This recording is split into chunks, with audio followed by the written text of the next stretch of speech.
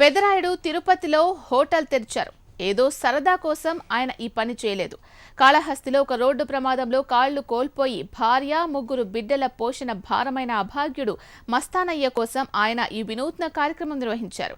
విద్యానికేతన్ కళాశాల ఆవరణలో మోహన్ బాబు పెట్టిన టిఫిన్ సెంటర్కు విశేష ఆదరణ లభించింది. విద్యార్థులే కాక పెద్ద సంఖ్యలో పట్టణవాసులు కూడా తరలివచ్చారు. ఇంకా పలువురు దాతలు మస్తానయ్య కోసం ఉదారంగా విరాళాలు ఇచ్చారు. మోహన్ బాబు కుమార్తె లక్ష్మీ ప్రసన్న ప్రారంభించిన మేము సైతంలో భాగంగానే తిరుపతిలో టిఫిన్ విక్రయించినట్లు మోహన్ బాబు చెప్పారు. పేదవాళ్ళ డబ్బులు కొట్టిన వాళ్ళ స్థితి చివరిలో అధోగతి. పేదవాళ్ళ కడుపులు కొడితే అంతే. కాబట్టి ఒక మంచి కార్యక్రమం చేయాలి, మన వల్ల ఆయనకు మంచి కార్యక్రమం చేయాలని లక్ష్మీ ప్రసన్న తలపెట్టింది. మీరందరూ సహకరిస్తున్నారు. కాళహస్తికి దగ్గర ఆటో రిక్షా నడుపుతూ యాక్సిడెంట్ అయ్యి ఆటో స్పాయిల్ అయిపోయింది, కాలు స్పాయిల్ అయిపోయి నడవలేస్తున్నాడు. ముగ్గురు బిడ్డలు.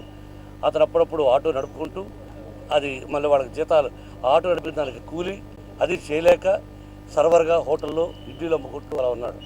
అటువంటి కుటుంబానికి అతను ఏ పని చేశాడో ఇడ్లీలు అమ్ముకుంటూ ఆ పని నేను చేశాను.